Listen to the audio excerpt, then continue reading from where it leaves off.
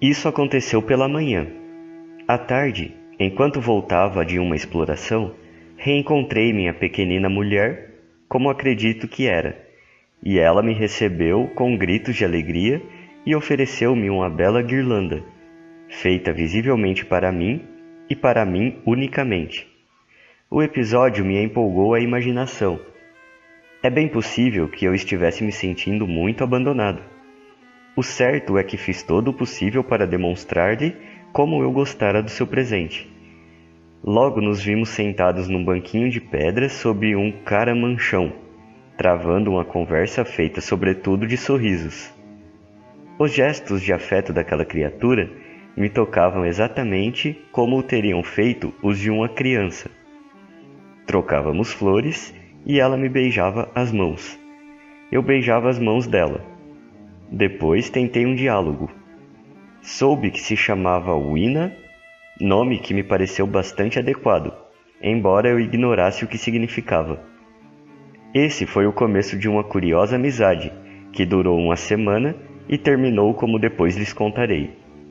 Ela era tal qual uma criança. Queria estar comigo o tempo todo. Procurava seguir-me por toda parte. Em minhas caminhadas exploratórias, partia meu coração vê-la ficar para trás, exausta, a chamar-me chorosamente. Mas eu tinha de deixá-la, porque os problemas desse mundo precisavam ser aclarados. Eu não viera ao futuro, dizia a mim mesmo, para me entregar a um namoro em miniatura. Sua tristeza quando eu a deixava era muito grande. Suas recriminações chegavam a ser frenéticas. E penso que, todas as contas feitas, seu devotamento me trouxe tanto de aborrecimentos quanto de satisfação. Mas ela não deixava de me servir de grande conforto moral.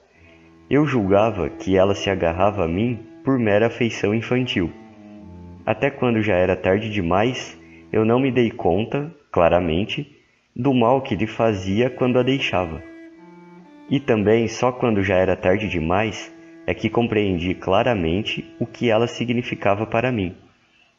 Porque, pelo simples fato de parecer apaixonada por mim e demonstrar a sua maneira tão frágil e frívola que se preocupava comigo, aquele pedacinho de gente acabou dando ao meu retorno às proximidades da esfinge branca, todos os dias, quase a impressão de um regresso ao lar. E do alto da colina eu já procurava com os olhos a sua pequenina figura pálida e loura. Foi também através dela que descobri que o medo ainda não havia desaparecido da terra. Durante o dia mostrava-se tranquila e tinha em mim a mais irrestrita confiança. Pois certa vez, no momento de irritação, eu lhe fiz caretas ameaçadoras e ela simplesmente se pôs a rir. Mas ela temia o escuro, temia as sombras, temia tudo que fosse preto. As trevas eram para ela a única coisa apavorante. Era um sentimento profundamente arraigado, o que me fez pensar e observar. Descobria então, entre outras coisas, que esses pequenos seres, assim que anoitecia, juntavam-se no interior dos edifícios e ali dormiam em grandes grupos. Entrar no meio deles sem uma luz na mão era lançá-los no maior pânico. Jamais encontrei algum do lado de fora ou dormindo sozinho durante a noite. No entanto, minha estupidez não me deixou aprender a lição desse medo e, a despeito da aflição de Wina, eu insistia em dormir afastado daquelas multidões. Ela ficava muito angustiada, mas sua estranha afeição por mim acabou triunfando e, em 5 das noites que durou a nossa ligação, incluindo a última, ela dormiu com a cabeça repousando no meu braço. Mas, falando dela, eu me desvio de minha história. Deve ter sido na noite anterior ao salvamento de Wina. Acordei de madrugada.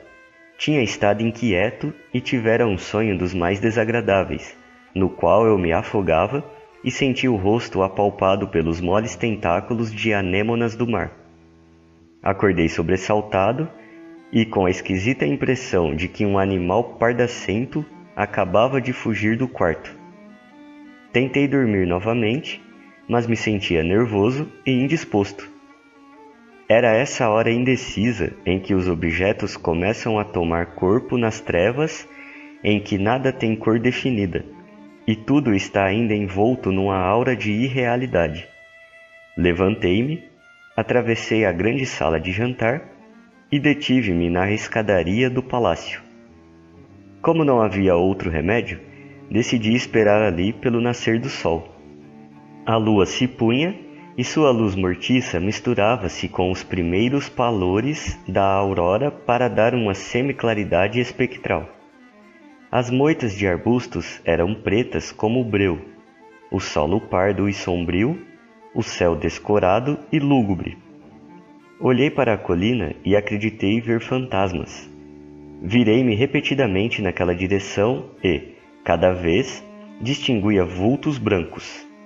2 vezes pareceu-me ver uma criatura branca, semiesca, correndo sozinha pela encosta. E uma vez, perto das ruínas, vi um grupo carregando um volume escuro. Eles se moviam com muita pressa. Não pude segui-los com a vista. Como que desapareceram por entre os arbustos. Era ainda madrugada, como vocês podem compreender, e eu experimentava essa sensação gélida, indefinida, de antes do amanhecer. Duvidava de meus olhos. Para os lados do levante, o céu começou a clarear. A luz do dia jorrou e o mundo mais uma vez se cobriu de cores vivas. Examinei meu campo de visão com o maior cuidado. Não lobriguei mais vestígios dos vultos brancos. Eram meras visões do lusco-fusco matinal. Devem ser espíritos, falei para mim mesmo. Imagino como devem ser velhos. É que me viera ao pensamento, divertidamente, uma teoria de Grant Allen. Segundo ele, se cada geração, ao morrer, deixa seus espíritos, o mundo acabará ficando apinhado deles. Em 800 mil anos, o seu número seria incalculável e, assim, não haveria nada de assombroso que eu visse 4 de uma só vez. Mas a pilhéria era pouco convincente e eu continuei a pensar nesses vultos durante toda a manhã, até que o quase afogamento de Uina e seu salvamento me fizeram esquecer o fato.